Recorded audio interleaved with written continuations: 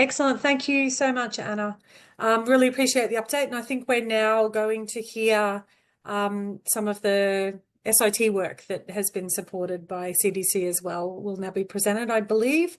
So we'll switch straight over to Herve Bossin from Institut Louis Malarde for his update. Over to you, Herve.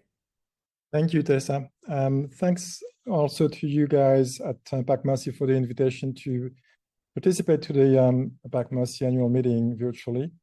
It's a great pleasure. And I'd like to acknowledge also our sponsors, WHO, TDR, and also the CDC with Anna's presentation for the work, part of the work that I'll be presenting here. So in the meetings and presentations I've given in the past on Institut Louis Malarde's work, we've been talking about corporate projects. Next slide, please, Sally.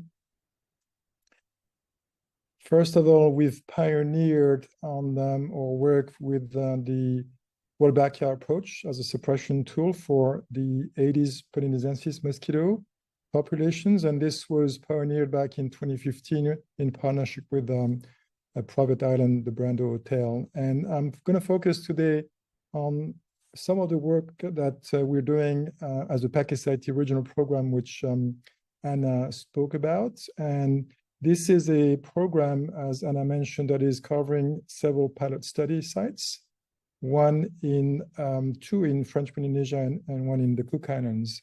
So this is about assessing the efficacy, entomological and epidemiological efficacy of the stole insect technique against Aedes aegypti in the Pacific Island setting. Next slide. And this work we're conducting in partnership with Te Marae Ora, or collaborators in the Cook Islands, the health agency in the Cook Islands. 2 years ago, we had our kickoff meeting of the PacSIT as part of the TDR training workshop that was organized in Tahiti.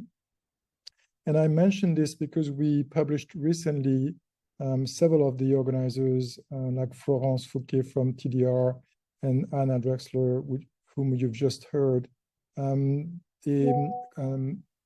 a publication on building capacity for testing the stole insect technique and the trials that are being conducted around the world and in Pacific in particular.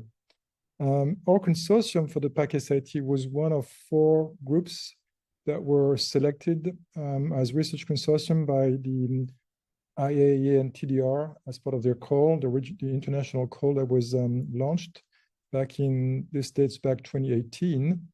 And to the best of my knowledge, I think we're the only group that has been funded so far. Next slide.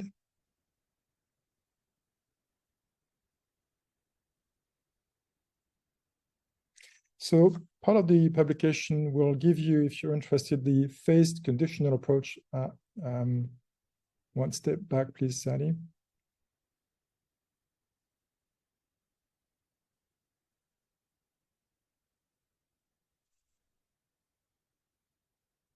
Thank you.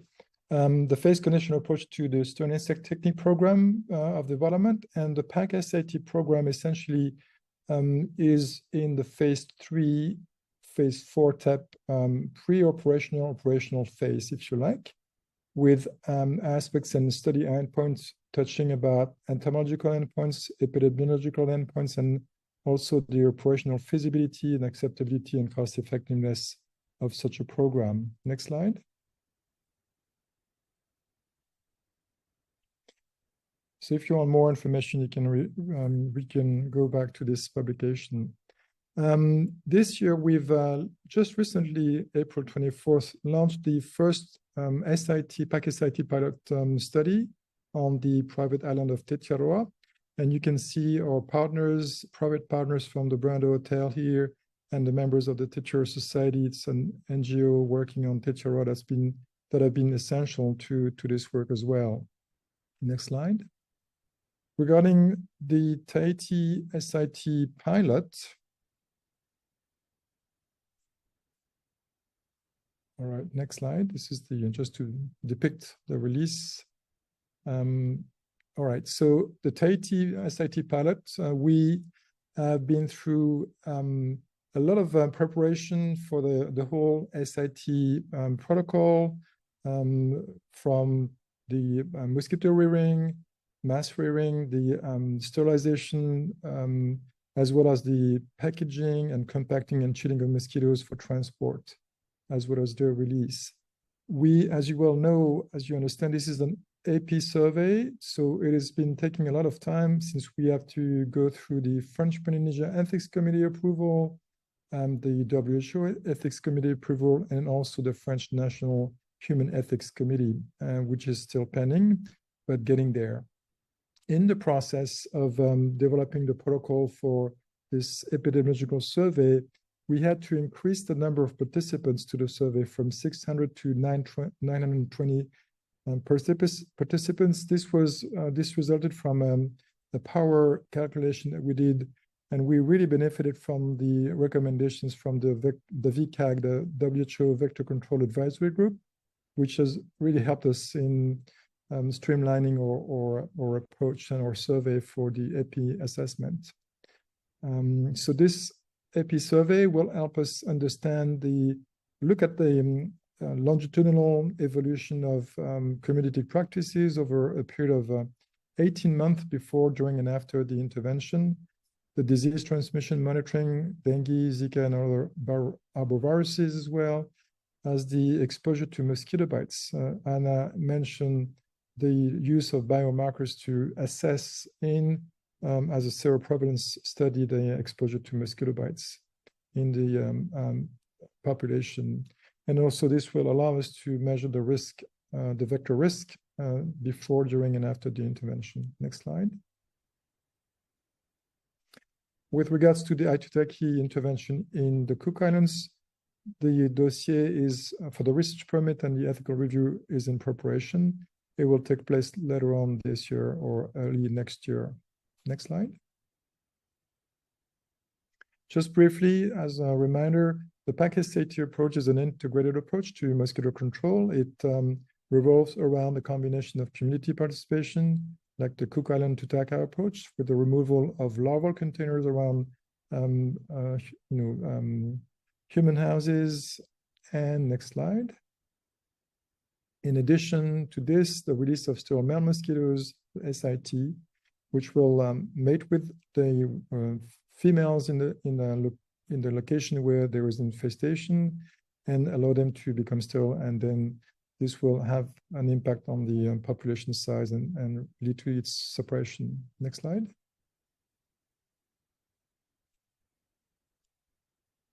So the sterile insect technique, as I mentioned previously in previous presentations, revolves around the mass production of male mosquitoes, their sterilization by X-ray in this particular case, and their transportation and release out in the field so that they can mate with targeted females and lead to the reduction in the offspring and therefore the suppression of the target mosquito population. Next slide.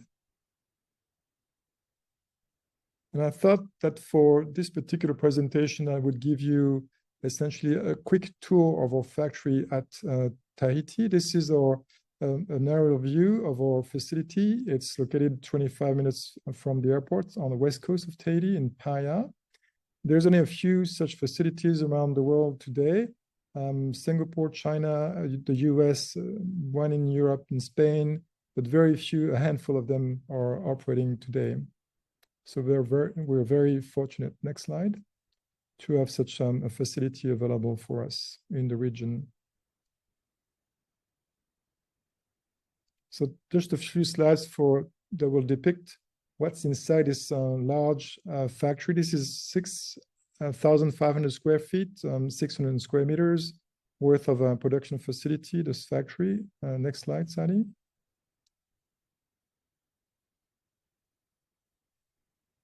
And the coming slides will show you a depiction of what happens inside. This is the adult room where we have large cages, industrial type cages for mosquito rearing so that we can collect a lot of eggs, and we need a lot of them, by the hundreds of thousands and millions of eggs for the production of males. Next slide. You can see devices also for the collection of those eggs and the typical sugar water. Next slide. Once the pupae are reaching their development, and they're being sorted by size, and here you see the system that allows us to count them one by one, so that they can be, so that we know exactly how many of those mosquitoes will come and be released out into the field. Next slide. Also, sorting of the pupae is essential to remove separate males from females. As you know, female mosquitoes are biting, so they cannot be released in the field.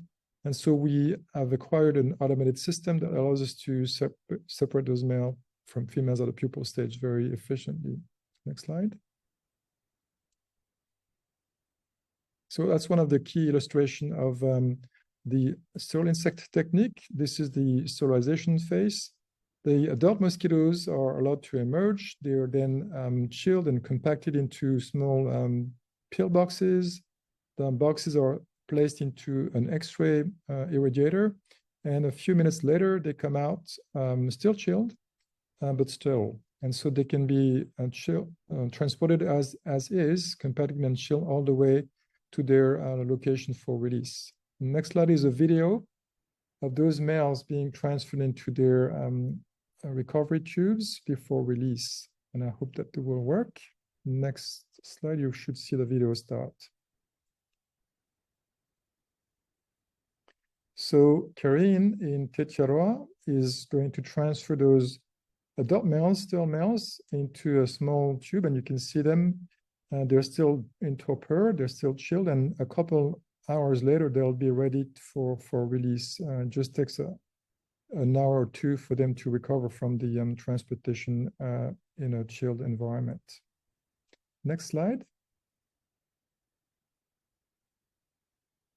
So over the next couple years, we will continue and conduct this intervention.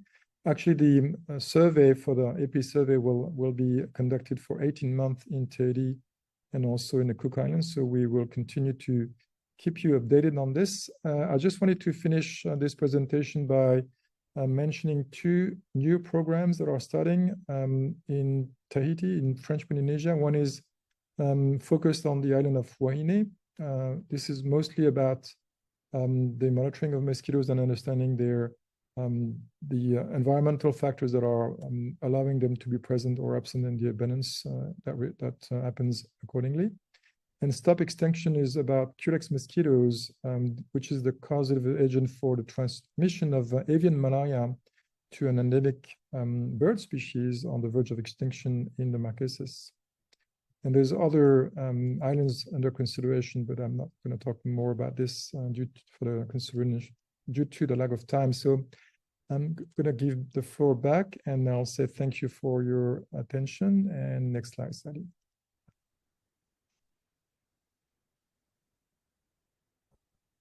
Fabulous. Thank you so much, Herve. It sounds like there's a huge amount of work that's ongoing and great facilities there. So if you did want to send an invitation to every individual on this call to come and visit French Polynesia, I'm sure we'd be happy to oblige. It looks like a very interesting study tour. I'm hoping PacMOSSI can help assist. We'll see.